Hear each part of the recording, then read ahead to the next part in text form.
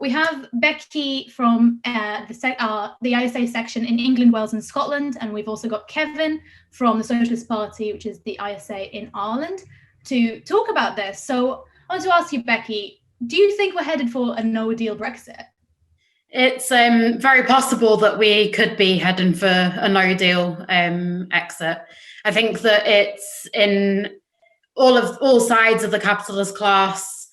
It's in their interest to come to a deal, both in the interests of British capitalists, but also the EU.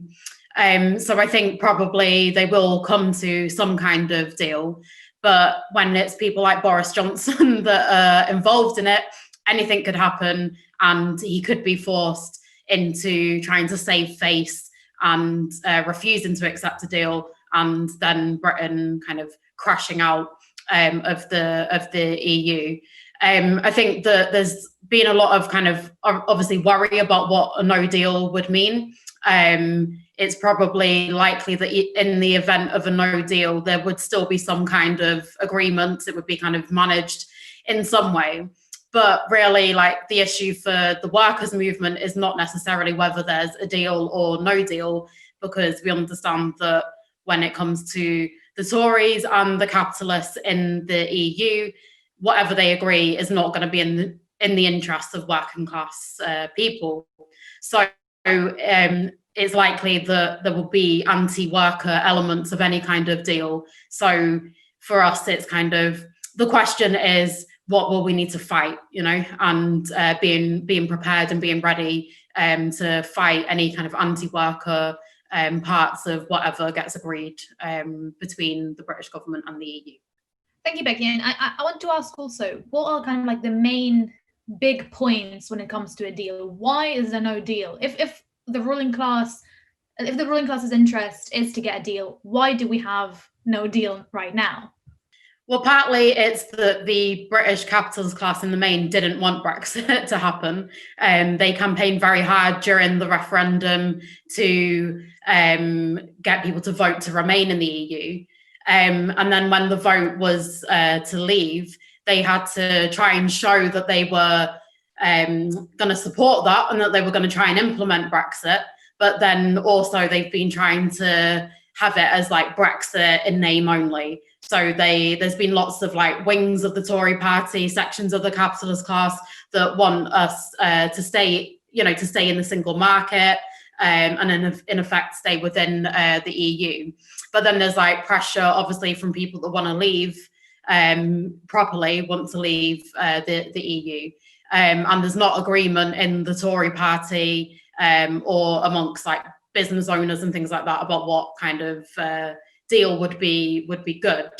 The main things that are being discussed at the minute is about fisheries, which is a big thing when it comes to the EU. It's not like a major part of British industry. Fisheries make up 0.1% of British GDP.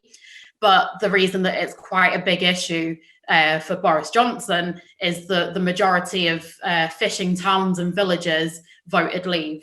And it was kind of people working in these types of industries that felt the strongest about leaving the EU. And so that's why they're trying to get, Boris Johnson trying to get like a good deal for Britain on that issue.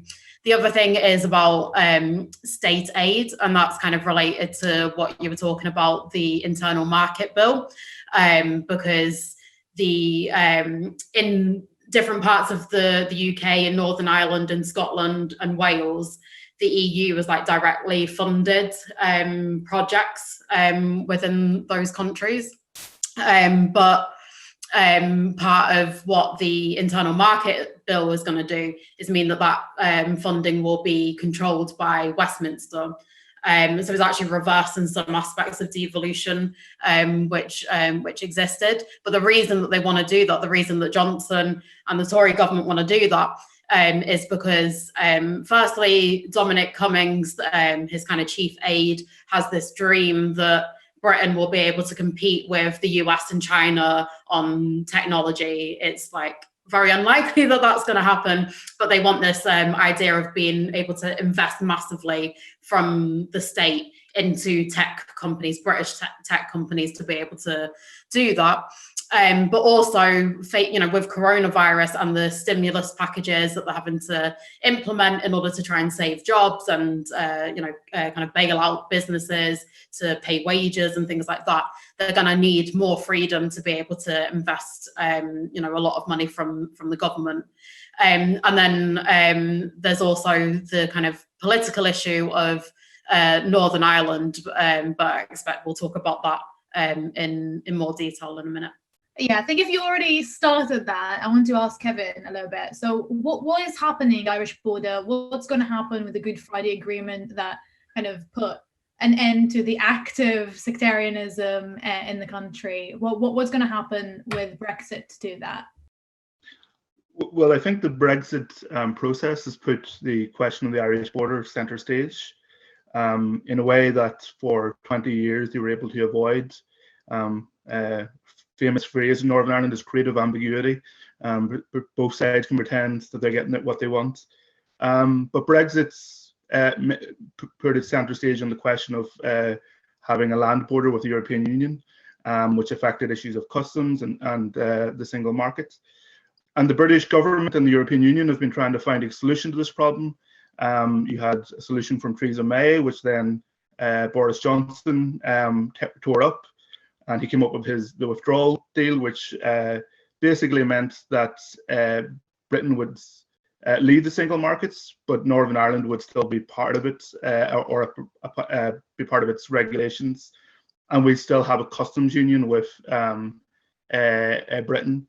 And now he effectively went and tore up his own agreement by this internal market bill, which he claims will unite the United Kingdoms, but actually is proven to be very divisive. And I think the central issue is where the border is. Is it an east-west border, as in a border in the Irish Sea, or a north-south border, as in a border in Ireland, the reinforcing of the border between Northern Ireland and the Irish Republic? And the tearing... The previous deal was opposed by Protestants because it was seen as a move towards a capitalist United Ireland or an economic United Ireland. But what this will do is pose the question of a north-south border, which will be opposed by Catholics, who will see it as a copper fastening of partition, dividing communities. And what can happen is the British government refused to implement its agreements, or there's no agreement and therefore it doesn't have to implement that agreement, and pressure will then come on from the European Union for a north-south border, which again can be problematic. What socialists say is that on the basis of capitalism, there is no solution to this that won't mean one community loses out over another. And we need to bring people together in common struggle on the issues that affect people. And on that basis, you can actually find a democratic solution.